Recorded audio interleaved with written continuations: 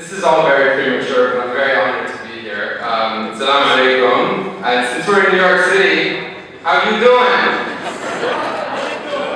Okay, we got a couple people awake. I prepared something really funny to start, but then, as always is the case, Dean got up here and stole my material. Typical Dean, but it's okay. I'm really honored, very humbled to be here. You know, they say one man's conversationalist is another man's rambler. And I'm definitely a rambler. So before I actually get to any of that, I want to just start by asking you all to look around the room. No, you're still staring at me, actually. And the reason is because whenever I'm in a room with so many Arabs here in America, is that I can't help but think about how unlike the stereotypes and sound bites that we all always hear. I'm actually feeling pretty safe here tonight. You guys?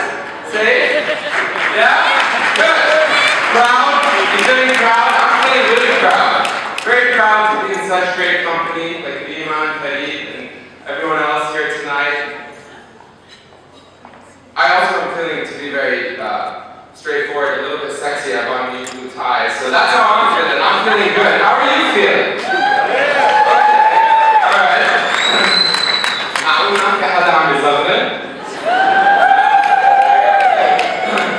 But in all seriousness, it's actually the most exciting part of my profession is why we are all here tonight. To accept this generous award is really an honor, but more importantly, to come together as a community, which is what we're doing. Because after all, you're all my people, as my uncle says.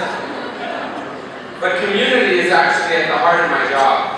For those of you who aren't familiar with it, it's the most exciting part of my profession, building community online around conversations and vice versa, across borders, across communities themselves, provoking interesting discussions about issues that matter to us, to Arab Americans, perhaps in particular Arab American issues. And I'm especially humbled tonight, seeing as how last year's recipient was not only a mentor, perhaps even if unknowingly, but an Arab American idol of mine, the late Anthony Shadid. Allah yarhamu, a round of applause for Anthony. Of course, Anthony's shoes are unfillable, and he remains for me and to so many of us here tonight a guiding light in the community, moving us forward as always, as Sarah spoke about and others. But on a brighter note, for those who actually know me, especially my coworkers and some of my friends, it's kind of odd and awkward that I'm being honored with a Professional Excellence Award because I have a tendency, even in professional settings, to get very personal and inappropriate. Some of my coworkers here, Tina and Adam, for example, would attest to the fact that this is all very true, and I don't really have a filter, and when you're hosting live conversations every day, it can prove to be very problematic. I hope you don't witness it tonight. Perhaps my mom put it most eloquently when she said, "ولك ما بتحترم حالك." يعني وين فاكر حالك ماما بتستفاك؟ ماما انت مباشر على الهوا لازم تحترم حالك شوي. And of course, it's usually followed up with the inevitable.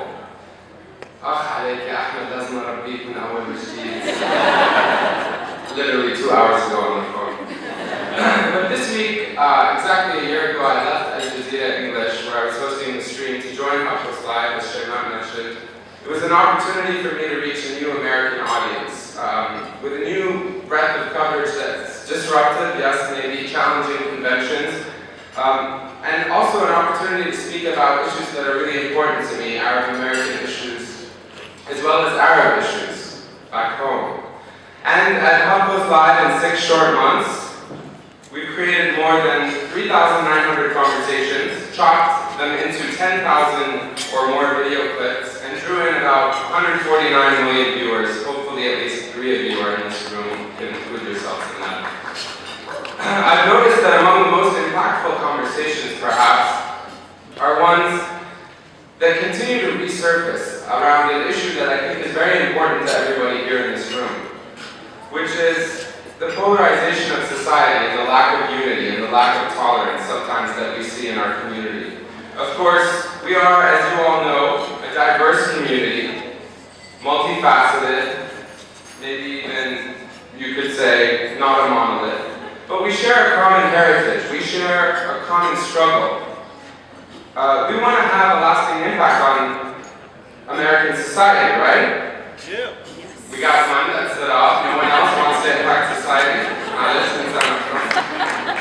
But the reality is, to build a strong community, we have to learn from each other. And as much as I'm being honored here tonight, I learned from Rima, I learned from Dina, and I definitely, for years now, have learned from someone in particular who I have to mention, which is Linda Safsood, who is an inspiration to me very effectively. Because there are times when I want to kind of just not wake up in the morning and then I think, well, what would Linda do? But we also share a common struggle against ignorance and bigotry. Whether from the FBI, FOX, also known as Fox, FAA, TSA, or SLB, Sarah Louise Palin. To overemphasize it is to play a victim. And we shouldn't play victims, that would be doing a disservice to ourselves. But to ignore it is, I think, all the more irresponsible. Because in the 10 years since 9/11, my name, Ahmed, our shared heritage, and even my my two-time employer, Al Jazeera, has long been, in of itself, a subject of discrimination. Now, I know, politically, we're not all going to agree on Al Jazeera, and I'm probably the first to say that. But, when you go to YouTube, and you type in my name, because I'm vain and narcissistic enough to do that every, let's say, 1 month. I'm being transparent, right? That's the future of media. Okay, so the first video that pops up is, what was it? Ahmed the Dead Terrorist. One of the most viewed YouTube clips of all time, top 10, and more importantly, it features a ventriloquist. So thank you, Jeff Dunham. But I don't think that story is really unique to me or my name. I think that throughout my career, and I'm assuming some of you in this room can relate, while studying at Boston University, for example, I struggled with racism and discrimination. I think it's really, at the end of the day, born out of fear and ignorance. And that's why ultimately this has made me and so many of my peers and colleagues all the stronger and all the more tenacious trying to dispel these stereotypes and most importantly to spread awareness.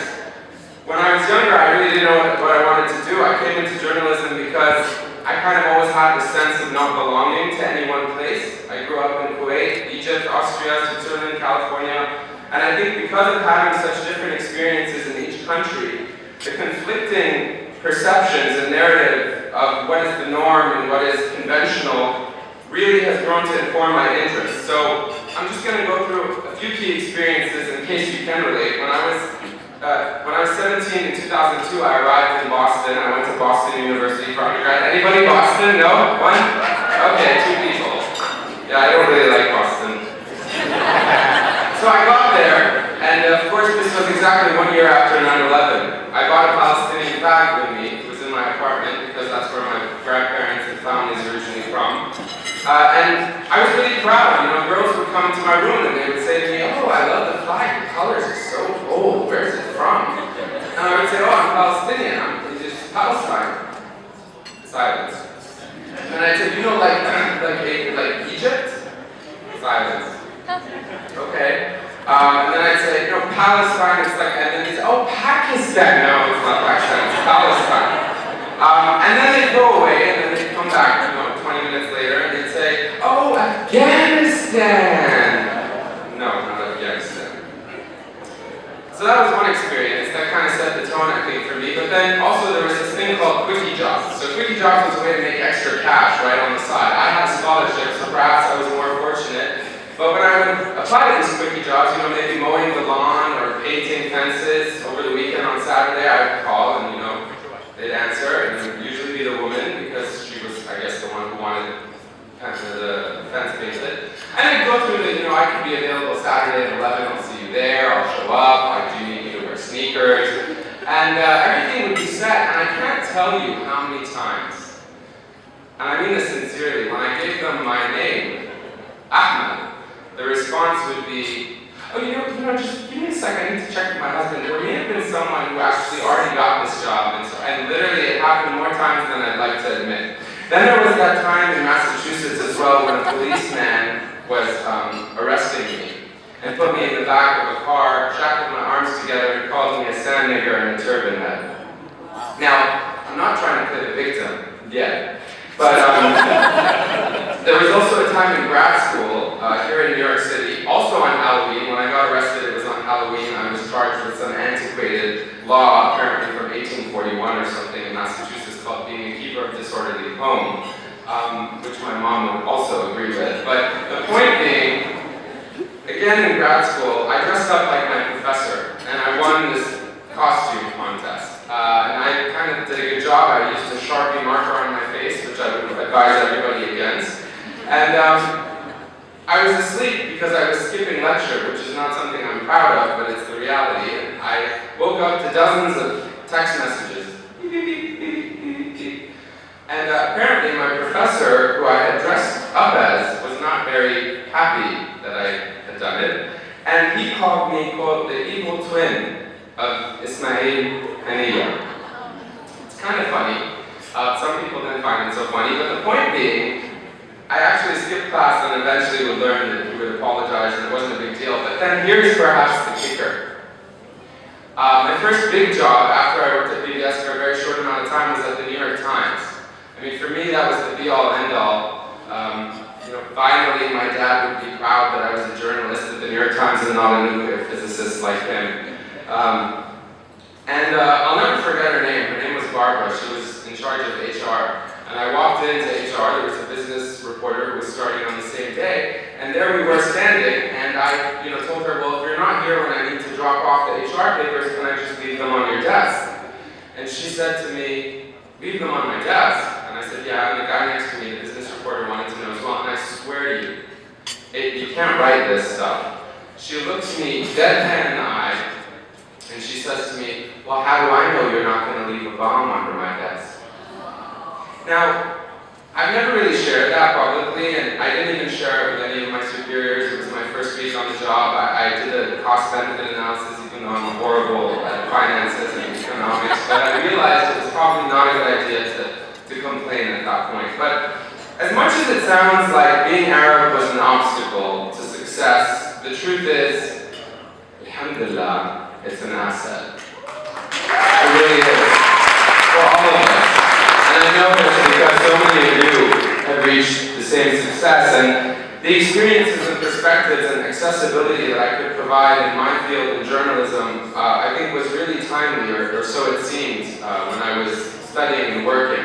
And among the many things uniting us here in this room is what? No one wants to guess me. All of us. It's true. What unites us is Levitna.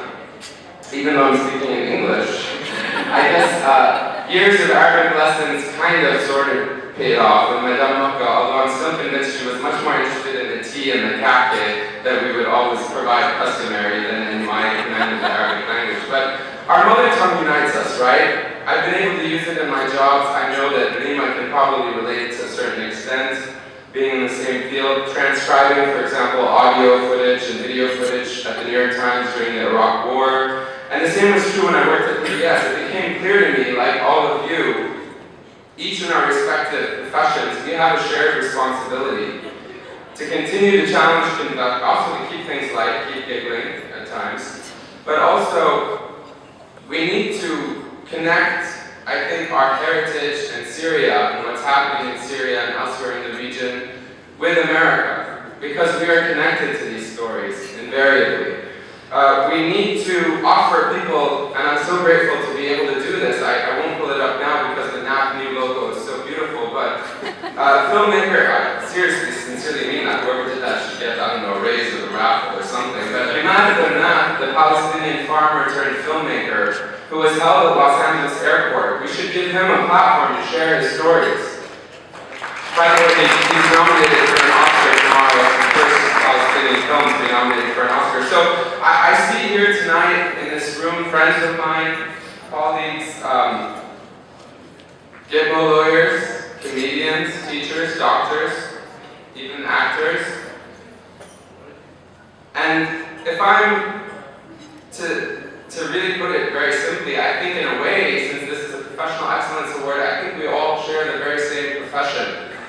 is, in a grand sense, to promote our community by empowering and working together to promote our interests and our political causes here in America and abroad. And if I'm to dedicate this award to anyone in particular, other than all of you, who are certainly deserving.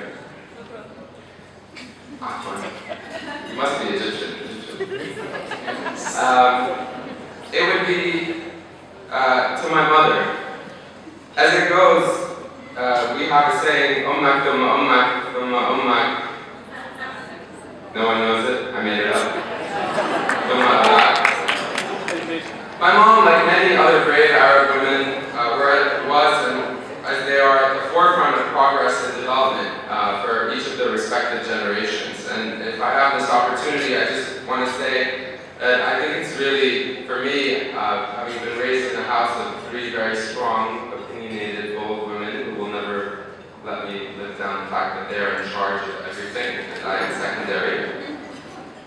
She's taught me bravery on a serious note. She's taught me courage and the importance of generosity. Not only being responsible for any personal successes, but also she often reminds me that it's more important, given my profession, to read than to write, to listen than to talk.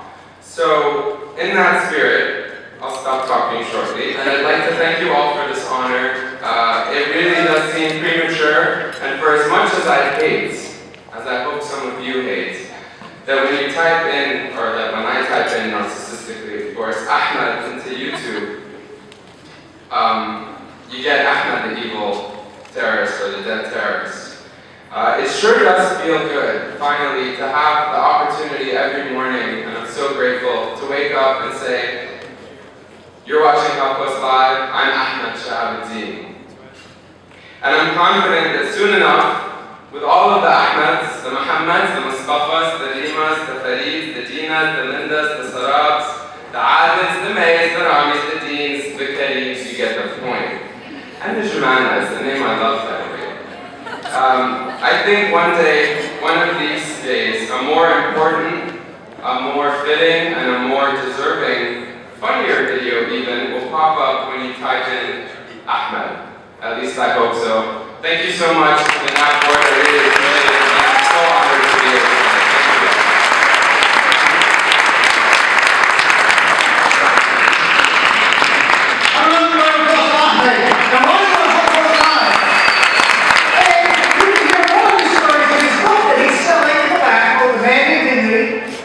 Sincerely, get in the back. He's a great guy.